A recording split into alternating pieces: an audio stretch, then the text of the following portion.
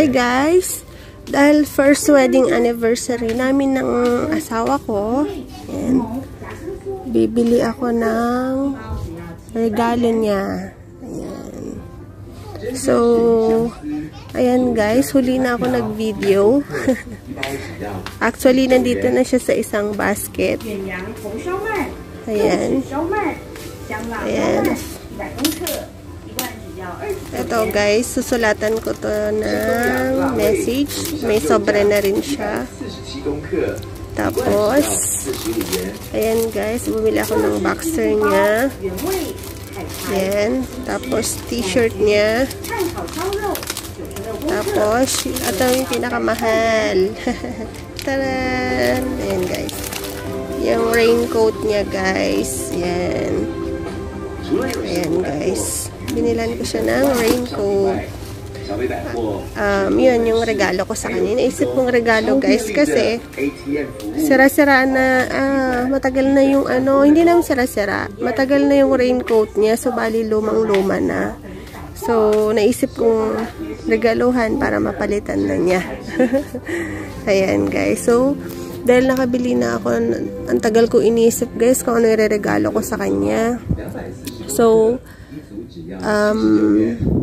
ngayon guys, dito naman ako sa bilihan ng wrapper. Yan, irarap ko siya guys. Ayan. No, kaya irarap ko, ilalagay ko na lang siya sa plastic bag. Pag naman irarap ko, mas matrabaho. Bibili pa ako ng tape.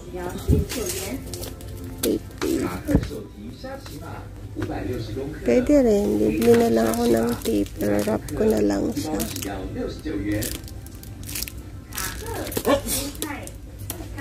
Ayan guys.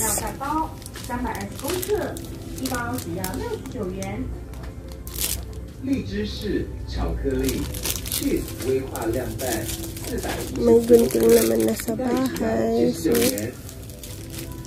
wrap ko na lang siya guys. Ito na lang. Green. Favorite color ko. Ayan guys. So, yan guys. Pwede ko nang bayaran. Okay na. Galing pa kasi ako neto sa trabaho guys. Dahil sarado pa yung mga bilihan ng mga shoes, sana iraregalo ko sa kanya. Eh, sarado pa kasi guys. Alas 11 pa. Ayan o. 9:34 pa lang ang oras. Yan o. Ayan, ang labo. Yan o guys. Ayan. 9:34 pa lang ang oras. 11 pa magbubukas yung mga tindahan sa Nike. Kaya naisip ko guys, ito na lang. Dito na lang ako. Yung raincoat na lang ang regalo ko sa kanya. So, ayun guys. Mamaya guys, ibibideo ko kung paano ko i-wrap. Yan guys. Next time na lang yung yung shoes. Ito na lang dahil first wedding anniversary namin, hindi pwedeng wala akong gift. Ayan. Dahil sweet din kasi ang asawa ko, kailangan ko din. Sweet din naman talaga ako ever since. Okay, ganun no. Ayan guys. So, ayan na nga guys. Andito na po ako sa aming bahay, ang aming munting tahanan ng aking asawa. Ayan guys. Pasensya na sa buhok ko kasi magulo. Doon kasi sa work ko guys, nag-ano po kasi kami doon, nagsusombrero po kami, yung uniform namin. Kaya po, ganito na, wala na, kulot-kulot na, tapos hindi pa ako nakapagsuklay. Sorry po. Kasi matutulog na rin po ako. Kasi, kaya ako naisipan mag-video guys, kasi po, anniversary namin mag-asawa ngayon. So, first wedding anniversary namin. So, ayan guys, ipapakita ko sa inyo dito sa bed namin. yung ano po namin, nung picture po namin, nung prenup po namin, guys. Tapos yung mga giveaway namin. Ayan, guys. Ayan, guys. Ano siya, guys? Bible. Holy Bible. Tapos yan yung date niya, guys. Manuel and yan, guys. Manuel and Jen. Yan, guys. 8/18/2019. Diba? Ang bilis ng panahon. Parang kailan lang. Ngayon, 1 year na kami. Grabe. Ang bilis talaga. So, eto, guys. Sa tabi ng bed namin, meron kaming Bible. Yan. Dahil kaming mag-asawa, God-centered relationship kami. So, ayan. So, hindi kayang lalagpasan. Basta kasama si Lord, kayang lagpasan. Yan. Nothing is impossible, basta si Lord. Ayan. So, lahat ng problema ng mag-asawa, masosolve yun through Jesus Christ. Through God. Ayan. Ayan, guys. So, lagay natin dito muna ang ating Bible. Bali, bago matulog, ayan, magbabasa, guys. Tapos, so, ayan na, guys. Ipapakita ko sa inyo yung mumunti kong regalo para sa aking asawa. Simple lang siya, pero alam kong ma-appreciate niya at matutuwa siya. Ayan, guys. Dito natin siya. Dito ko ipaharap.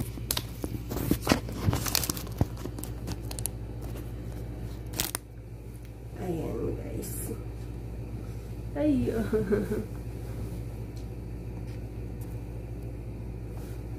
Ayan. Charan! Ayan, guys. Ayan. So, alam niyo po kung anong laman po nito. Ayan, tabako na. Ayan, siya. Tabako na, guys. Ganun ang mag-asawang ating, ay, ganun mag-alagang ating asawa. Nakakataba. Ito, guys. Yan naman pumapayat, ako tumataba. Joke lang. Ito, guys.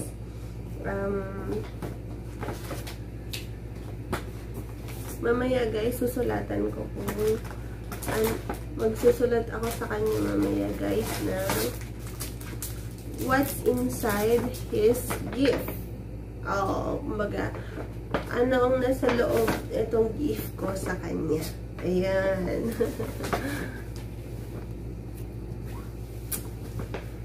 Ayan, guys. Unahin natin yung susulatan ko mamaya, guys, yung love letter. Dahil hindi na uso ngayon ang love letter, at ang uso na ngayon is ano na, guys, uso na ngayon ang internet, ganyan, Facebook, Messenger, Line, mga ganun.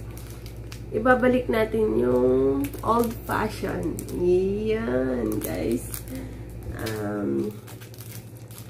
Bali, ano to, stationary. Tawag natin dito nun, stationary. Yan, yan, guys, tsura niya. Yan. Dito ako magsusulat ng love letter ko para sa aking asawa. O, diba?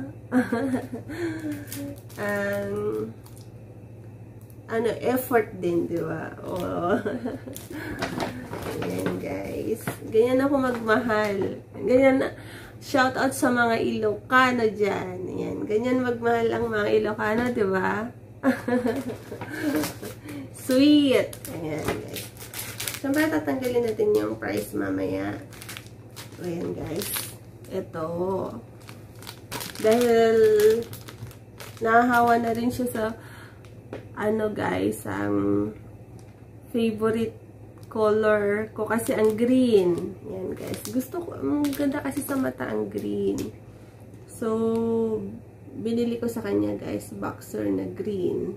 Ayan. Pero stationary green. Yan guys. Ano, bata pa akong green na ang favorite color ko guys. Tsaka red, tsaka pink. Yan guys. Dahil ang aking asawa guys is favorite color niya. Kati na mata ko. Favorite color niya ay blue. Yan guys. Taran! Ayan. Nagaling ko itong mamayang price. Ayan. T-shirt na blue. Yan. Gift ko sa kanya. Ayan. Yan o. Yan. Tapos,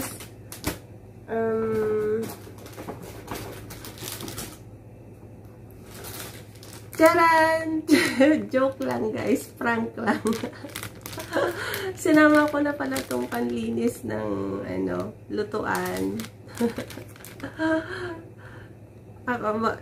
Buti na lang chinek ko guys. Munti ka nang napasama. Pero pwede na rin. Prank. Ayan guys. Ihihiwalay natin to. Kasi kasama to sa binili ko kanina. Doon sa pinagbilhan ko ng gift sa kanya. Tapos guys, dalawang boxer pala ang binili ko. Yung green at saka, dahil favorite naman niya ang blue. Ayan guys. Blue naman na boxer ang binili ko. Yan guys. Tapos, blue na t-shirt. Tapos, ayan, dahil gusto ko, nagsusot din siya ng pula, dahil favorite ko. Yan guys. Bumili pa ako ng t-shirt na pula. Ayan, guys. Ganyan itsura ng t-shirt. Gusto ko kasi sa kanya, guys, yung t-shirt, magti-t-shirt siya na, medyo fitted. Para hindi siya gaano tingnan. Ayan, guys. Kasi ang asawa ko, guys, mas sexy pa sa akin. Bali, siya, guys, kasi slim. Dahil nga health conscious, hindi gaano nagkakakain ng madami. So, ayan guys, baliktaran kami. Ako matakaw ko sa kanin, siya hindi. So, 1-0 kaming dalawa. Siya 1, ako 0. Dahil mataba nga ako. Tapos guys, dahil gusto ko siya nag-fit na t-shirt, gawa nga para kahit pa paano, medyo mataba-taba siyang tingnan, di ba? And then, yung pinaka-finale. Kasi guys, alam niyo kung bakit ito ang nare-regalo ko sa kanya. Kasi guys, matagal ko na sinasabi sa kanya na na bumili na siya ng bago niyang raincoat. Dahil nga guys, dito sa Taiwan, ang pangunahing transportation namin dito is motorcycle. So, mas convenient kasi yung pagpapasok sa trabaho, ganyan guys. So, dahil nga, nung nakaraang araw, laging naulan, sabi ko sa kanya, bumili ka na ng raincoat, sabi ko. Kasi yung raincoat mo, lumang-luma na, sabi ko. Kasi yung kulay niya is nag-fade na. Tapos, sabi niya, wag na mi, saka na lang, pwede pa naman siyang gamitin. Ganon siya, guys. So, sa part na yon may pagkaugaling Taiwanese siya. Ayun. Kasi ang Taiwanese, guys, sabihin ko sa inyo, mostly, ang mga Taiwanese, pag pwede pang gamitin, hindi sila bibili ng, hindi naman lahat, guys, pero karamihan, hindi sila bibili ng bago hanggat pwede pang gamitin. So, ayan guys. So, sabi niya yung, hindi na wag muna, pwede pa naman siyang gamitin. Pero kasi guys, meron na din siyang konting punit, ganyan. So, tas nag-fade na rin yung kulay niya. So, sabi ko, ang first na naisip kong gift sa kanya, guys, is shoes. Dahil nga ang out ko is alas 8 kaninang umaga, sarado pa yung bilihan ng shoes, dun sa may, sa mall dyan, sa malapit dito sa bahay. Sarado pa yung Nike, Adidas dyan. So, maisip ko, ano kaya bukod sa sapatos, sabi ko. Kasi guys, gusto ko din na mapalitan na yung shoes niya. Gawa ng matagal na rin yun. Dahil nga lagi niyang suot, ano din naman. So, at least, pwede mo naman siyang suotin yung shoes niya guys. Pero, bibili lang ako ng kahalinhinan niya. Yun guys. Para pag, for example, nabasa sa ulan, meron pa siyang isusuot na isa, ganun. Meron pa naman siyang kahalinhinan guys, yung may edad, bali ang shoes niya guys, 3. Pero favorite niya kasi yung regalo ko sa kanya na yung Puma na black, may pagka-blue, tas may black. So favorite niya kasi yun. So siguro naging favorite niya dahil nga niregalo ko sa kanya. So naisip ko, reregaluhan ko siya ulit. Regalo ko sa kanya nung first month mansari namin bilang magjowa. Ayun, so magatagal na yun. So reregaluhan ko sana siya ulit ngayon para maging favorite niya. Basta regalo ko, favorite niya guys. So ayan guys, so magiging favorite na niya to for sure. Kasi regalo ko. Ayan guys. Alam nyo kung ano to? Hindi. Alam nyo na guys. Kasi pinakita ko na kanina doon sa pinagbilhan ko. Doon sa market. Doon sa pinagbilhan ko kanina. So, ayan guys. Taran! May pa-suspense. Pero sinabi ko naman na kanina. Raincoat siya guys. Dahil favorite niya ang blue. Blue yung binili ko sa kanya. Ayan guys. So bubuksan natin siya. I-unboxing natin. Ayan. Madali lang naman siya tanggalin guys sa box. Ayan. Hindi siya mahihirapan. Ayan guys. Ito siya guys. Taran! Ayan. Ayan. Hindi, bali siya nang magbubukas guys sa plastic. Siya na ipapakita ko lang sa inyo guys yung itsura. Ayan guys, yung raincoat niya. Ayan. Ayaw niya kasing palitan yung raincoat niya pa guys. Kasi nga, medyo mahal kasi itong raincoat na mga ganito. Yung partner guys, yung taas tsaka pantalon. Pantalon siya guys. Yung partner siya, mahal kasi siya. Kaya sabi niya sa kanya lang, may pwede pa naman tong gamitin. Alam niya na gusto niyan din niyang magka-baby kami, ganyan. So, naghahanda siya para sa future naman. Kung yung ibibigay ni Lord sa amin, na maging na baby, ganun, balang araw, ganun. So, para may enough ipon kami, ganyan. So, sabi niya, hanggat may alam siyang pag-iipunan talaga, mag-iipon siya, ganun. So, dahil nga, guys, binili ko na siya. Kasi, naman siya, guys, lagi naman yung nagagamit. So, wala na siyang magagawa, guys, kasi nabili ko na. Tsaka regalo, diba, guys? So, ito naman siya, guys? Matutuwa siya, guys, kasi, kumbaga, regalo ko, ganun guys. Hindi na siya makakatanggi guys, kasi regalo naman siya. Hindi naman niya hiningi, ganyan. So, ayun guys. Gusto ko na mapalitan kasi yung raincoat niya. Gawa guys. Tawag nito. Luma na yung raincoat niya, tapos laging naulan pa, ganyan. So, kailangan kasi ng raincoat guys. Lagi kami nagmo-motor guys. Ako naman guys, may bago na akong raincoat kasabay nung nabili yung motor ko. Ayun, kasama na rin nabili yung raincoat.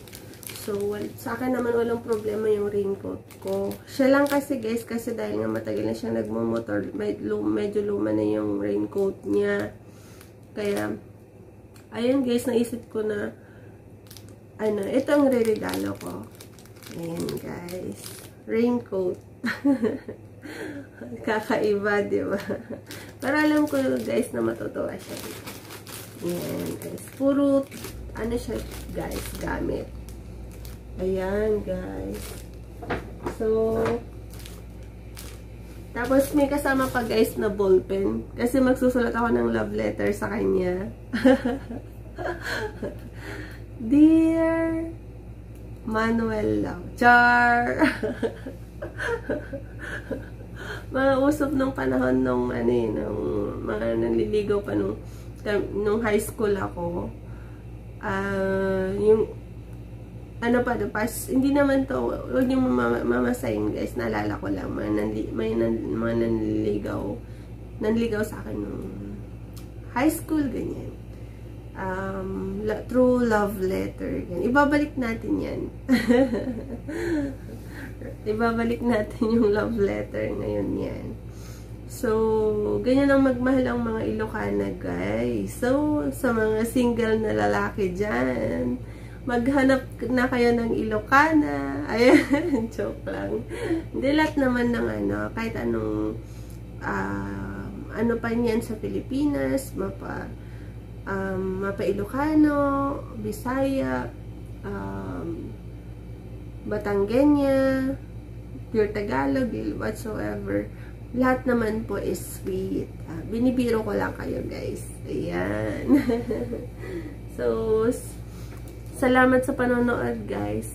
Paano ka kaya ibibidyo ang reaction niya? Pag na bahala na, guys. Gagawa na lang ako ng paraan para mabidyohan yung reaction niya pag open ng mga gift ko sa kanya. So, ayan, guys. Salamat sa panonood. Wag na wag niyong kalimutan i-click yung like, subscribe, at saka notification bell para updated kayo sa mga bagong videos ko. Maraming salamat at shoutout nga po pala sa mga nag-greet sa amin sa Facebook. Through Facebook, maraming salamat po sa mga ninang ko dyan, ninang namin dyan, sa mga pinsan namin, mga kaibigan namin, mga pastors namin, mga churchmate namin, mga uncle, pinsan, pamangkin, lahat ng bumati sa amin. Maraming salamat. Tapos puso kong nagpapasalamat sa mga greetings nyo para sa aming first anniversary ng aking asawa. Maraming salamat po. Ang bilis talaga ng panahon, hindi ko akalain na 1 taon na pala nakakaraan. Kailan lang nung kasal namin, kailan lang noon talaga, as in. Kaya ang bilis talaga ng panahon. Kaya nagpapasalamat ako kay Lord kasi yung binigyan niya kami ng sorry, guys. Nagpapasalamat ako kay Lord kasi binigay niya ang aking asawa na makakasama ko habang buhay. Hindi ko pinagsisisihan, guys, na siya yung napangasawa ko kasi sobrang sweet niya, sobrang bait niya, sobrang maalaga siya, sobrang sipag niya. May mga times pa na pagod ako sa trabaho, pagod din siya, pero siya pang nagmamasad sa akin. So, hindi siya nag-aano ng massage mo naman ako, pagod ako. No, hindi siya ganon. Kasi alam niyong pagod ako, pagod din siya. So, pagod, sabi niya, may pagod ka ba? Oo, di. Bakit? Gusto mo massage kita? Sabi niya. Ayun, guys. So, napaka-sweet talaga niya, guys. Siya pa, kahit pagod siya, pag alam niyang pagod ako, siya pa yung nagko-comfort sa akin, siya yung nagmamassage, ganun. So, sobrang sweet niya, guys. Ayan. So, maraming salamat, guys. So, ayun, nakita niyo na yung mga gift ko sa kanya. Ayan. Thank you, everyone. God bless. Chai Chen. August 18, 2020.